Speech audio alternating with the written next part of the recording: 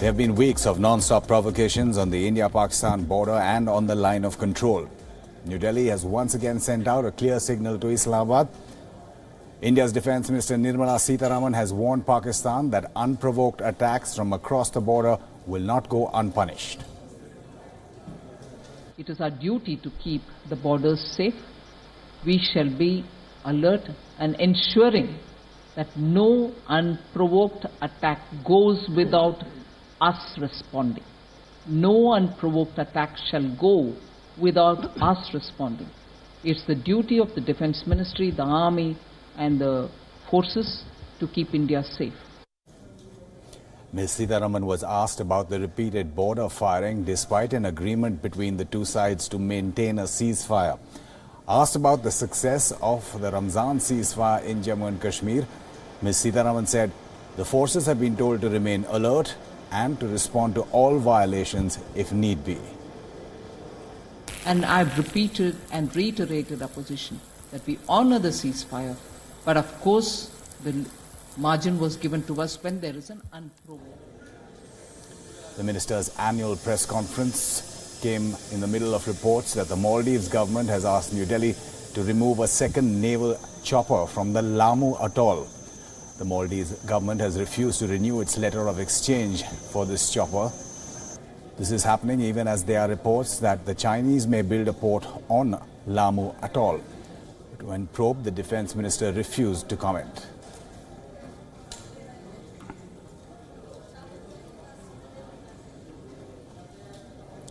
India will go ahead and buy the S-400 defense system from Russia despite opposition from the US.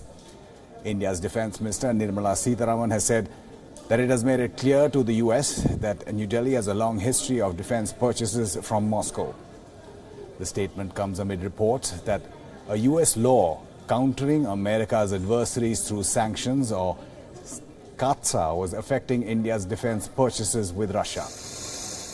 The US had reportedly objected to India's decision to buy the S-400 air defence systems from Russia and warned that it may hit bilateral defence ties.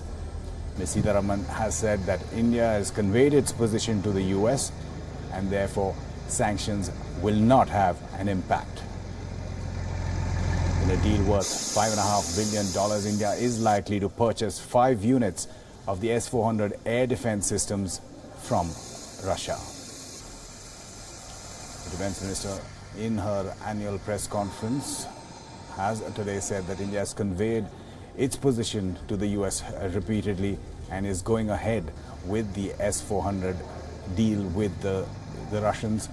India apparently brushing aside US objections. There's a domestic law in the US that could affect India and other countries who have relations, including defense cooperation with Russia, which is sanctioned by the US. Surya Gangadharan joining us now live from the WION newsroom. Surya, the Defence Minister making it clear that India will go ahead despite any possible effect that it might have on deals with the US or weapons deals, defense deals with the US?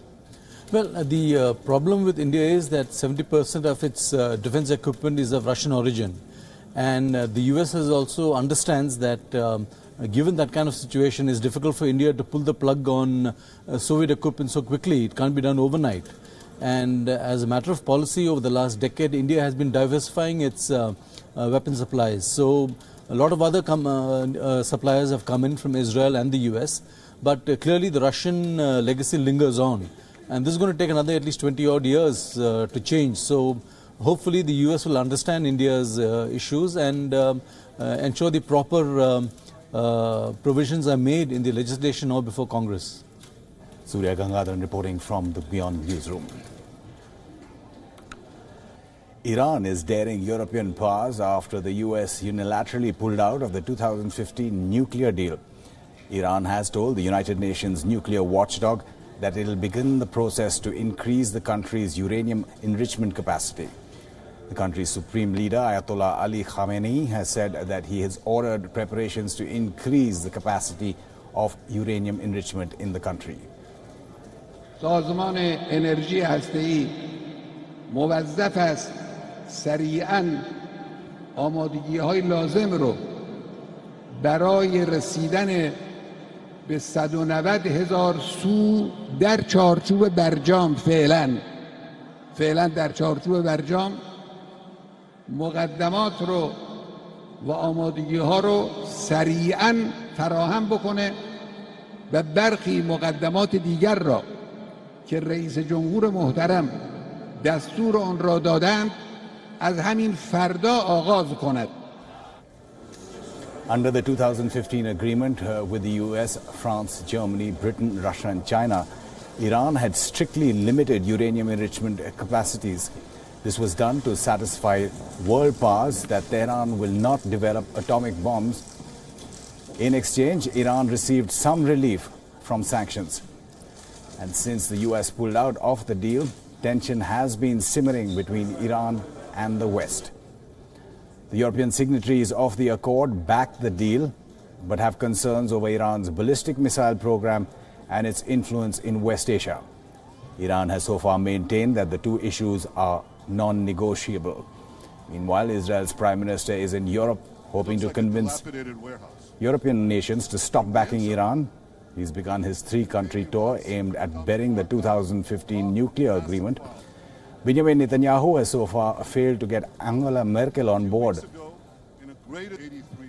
Germany resisted Benjamin Netanyahu's insistence that tearing up the non-proliferation deal was the best way to achieve this. He's also meeting French President Emmanuel Macron today. Well, I can say they're now in a very safe place. Here's what the files included: incriminating documents, incriminating charts. The special counsel, because it really started, just heard that. Well, joining us now live from London is Ollie Barrett. Thanks so much, Ollie, for joining us. Now, there have been a lot of developments over the last few days. Mr. Khamenei making that statement significantly on the death anniversary of Ayatollah Khamenei. Benjamin Netanyahu is in Europe as well, and the IAEA nuclear watchdog governing board also met for the first time since the US pulled from the deal. That's exactly right. And Benjamin Netanyahu, ahead of his three-country trip to Europe, said that he would be discussing two issues while he was here. He said those two issues would be Iran and Iran. So a very clear sense from Benjamin Netanyahu before he set off for Europe about exactly what was top of his agenda. But as you were saying, Angela Merkel not seeming to budge from her position that she wants the Iran nuclear deal to hold, despite the opposition to it that she's heard from Benjamin Netanyahu. And we can expect a similar position to be held by French President Emmanuel Macron and British Prime Minister Theresa May as well when the two meet here in London. The European signatories to the deal remain committed to it and say they'll try and do whatever they can to make sure that it can be kept alive. This latest move by the Iranians to show that they have the capacity, at least, to boost uranium enrichment capacity really hits two markers here. One of those is that it can say, well, we're doing this, we're telling the United Nations about it, we're being upfront, we're being open about it also, we're not breaching the terms of the deal. But at the same time, they are trying to show the world, and particularly the Americans, that they do have the capacity to move pretty quickly if the deal were to fall apart. So I think the European signatories to the deal, despite saying they want to keep it alive and insisting they're doing everything along with the Iranians to keep that deal in place, they will be concerned about this latest move by Tehran. It will feed into concerns that it's going to be a difficult deal to keep on the table now that the Americans have pulled out. Ali Barrett, the IAEA, though saying that it would like Iran to do more, has also made it clear that Iran has not breached or broken the 2015 deal. After all, they had 35 or so snap inspections just last year. Yeah, and that, goes directly against the claims made by US President Donald Trump, of course, when he pulled the Americans out of the deal. And the European signatories have said all along that they believe Iran is keeping to the terms.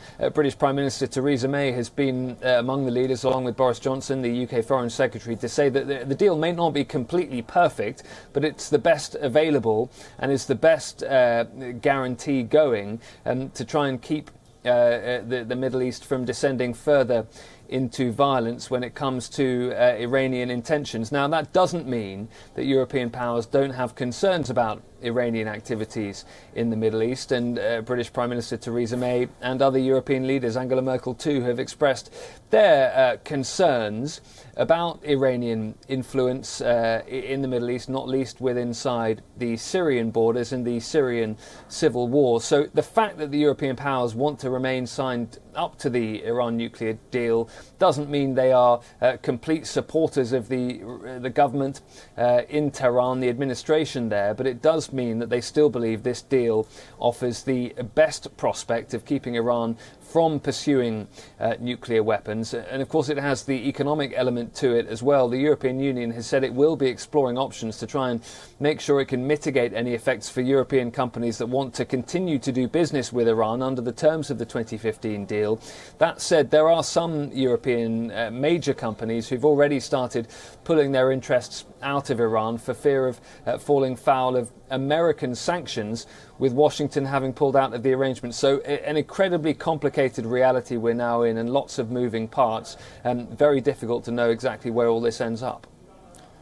Ollie Barrett reporting on the complicated reality live from London there. The parent firm of the scandal hit Cambridge Analytica spied for Western intelligence agencies. It singled out people with so-called jihadist tendencies in Yemen. A report has revealed, quoting a journalist, Max Blumenthal, that the staff was tasked with making a psychological analysis of youth who were susceptible to resort to terrorist activities.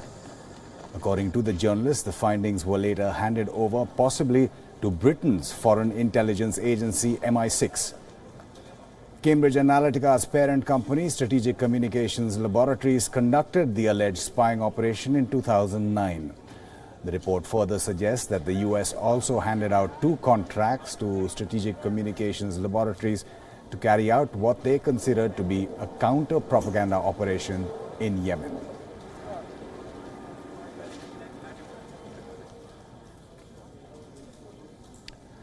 I'm going back live to London, where our Bureau Chief Mandy Clarke joins us. Thanks so much, Mandy, for joining us. It seems days and weeks and months, and Cambridge Analytica continues to get some bad press. Absolutely, and what is even more interesting that their parent company, SCL, is accused of using is really psychological profiling that were really the blueprint that was later used by Cambridge Analytica for that Trump 2016 campaign. So there's a lot of questions about the ethics of this big data and intelligence gathering, how it's used, and the misuse of it. This seems very much a counterinsurgency effort, and the question is whether private firms should be involved in these sorts of operations. Mandy Clarke reporting live from London. It's becoming a clash of titans after weeks of data misuse and abuse. Apple is now taking on Facebook to enhance user privacy on iPhones and MacBooks.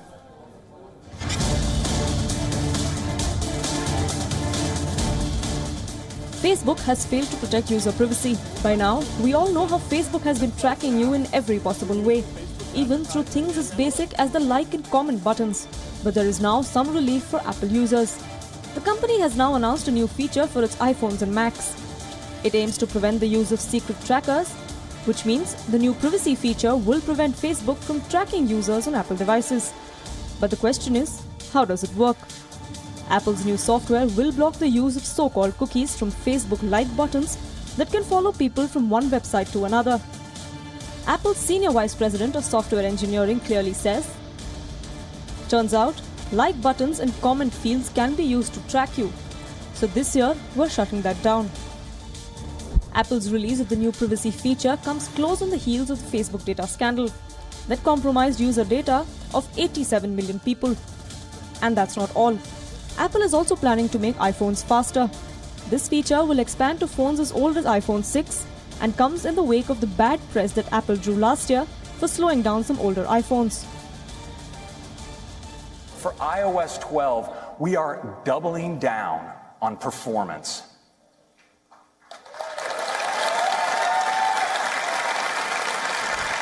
We're working top to bottom, making improvements to make your device faster and more responsive. And because we want these changes to be available to the full range of our customers, iOS 12 will be available on all the same devices as iOS 11. Apart from these two, Apple has announced some other interesting features to address smartphone addiction and to limit children's screen time. But these will be available to users only later this year. Bureau Report, WION. Ankit Tuteja now joining us live from the WION newsroom. Ankit, data privacy becomes such a big issue now. Company after company scrambling to show that their products, or whether it's phones or other products, are absolutely foolproof. So, Amitabh, definitely when we talk about the digital world, nothing is foolproof. Like internet has no boundaries, so any hacking attempt can be made from anywhere. And at the same time, companies are also not offering foolproof for the privacy or security to people. Facebook has been facing criticism from different parts of the world for failing to protect user data. But now Apple has taken an interesting step, and the company has decided to prevent Facebook from tracking users on Apple devices, especially iPhones and Macs. So this seems to be a welcoming move. While the feature will be introduced in the later part of the year, but at the same time, it's very interesting to hear from Apple that the company is coming up with something like this so that Facebook cannot track or monitor users on iPhones and Macs. Right, they can't track Facebook users on Apple products now, but what about the data that had been given, or privacy that had been given earlier? Can that be still used or misused? So as we know that Facebook is under fire from different parts of different quarters of the world, be it in India, UK or the US. So Facebook is being criticized, Facebook is being questioned by regulators and lawmakers from both the sides of the Atlantic. At the same time, the company has been agreeing to offer interesting features. Like, for example, Facebook decided to introduce a new feature that will allow users to clear cookies. Like earlier, what was happening was that Facebook was collecting user data without their explicit consent. But now people will be having a choice if they want to clear their browsing history so that they can prevent Facebook from collecting their data. So after all this criticism and the way the Facebook has been slammed in the recent months, users are now being given more authority over the data that they have. Ankit Tuteja reporting live from the WION newsroom. The theme of this year's World Environment Day is beating plastic pollution. India is hosting the celebrations. India's Environment Minister Dr. Harshvardhan says that India's philosophy is rooted in the concept of coexistence with nature. However, one need not be a scientist to understand the scale of pollution on our streets and beaches. Plastic is omnipresent and alternatives are prohibitively expensive. Governments in the past have unsuccessfully tried to ban plastic. Bureaucratic corruption and lack of manpower to enforce the ban has ensured that little has been achieved. Some also argue that poor citizens cannot be forced to join the expensive war on pollution. Sample this: a citizen buying vegetable gets a plastic bag free of cost. A biodegradable bag of similar capacity costs the consumer anywhere between 5 and 20 rupees. Packaged food is another big contributor to plastic pollution. A sweet beverage in a plastic bottle can be bought for as little as 10 rupees. But the same beverage will cost double the amount in an aluminium can. So why should citizens be expected to shell out extra money when consumer goods companies have been slow to move towards environment-friendly packaging? Not many could have thought a few years ago that bottled water would sell like hotcakes in India. Massive marketing budgets and targeted campaigns have helped companies penetrate even smaller towns and villages, most of which do not have effective waste management systems. Prime Minister Narendra Modi has made Clean India a top priority of his government, and the war on plastic is definitely a challenge that all Indians have to face together. India's leadership in fighting pollution is a welcome step, and today marks a major step in that direction, but tangible results will come only when all Indians come together, and that will possibly happen only when governments incentivize the fight against pollution.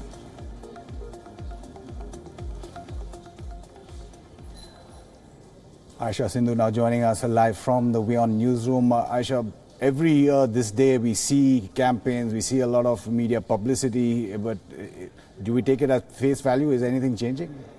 That's a good question and a tough one to answer, Amitabh. You know, the jury's still out there because, as you said, these days come around and everyone seems to wake up to their responsibility towards the environment. But the question is, with single-use plastic becoming the focus of this year's theme as far as World Environment Day goes, it just goes to show that it's not really about a single day. It's about choices that you and I make on a day-to-day, choices that a lot of celebrities, for instance, make on a day-to-day. But those very same celebrities who espouse these values about being environmentally conscious aren't for the rest of the year. You see them endorsing products of FMCG companies that really have to also change the way that they manufacture. The report you just read out for our viewers, for instance, gives you an idea of how difficult it is to initiate change if the economics really don't add up. So definitely a more conscious people around us at this point in time, but a lot more needs to be done if the war on plastics has to be won,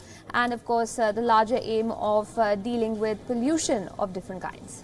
Aisha Sindhu reporting on how consciousness has been raised, but a lot more needs to be done. In fact, stay tuned to WION. We have a special on World Environment Day coming up. And in October 2007, the Dutch Prime Minister Mark Rutte became an instant legend as he cycled to the Royal Palace to meet King Willem-Alexander. This time, the Prime Minister has left Parliament in awe after he accidentally spilled his coffee and then did not hesitate to clean up after himself.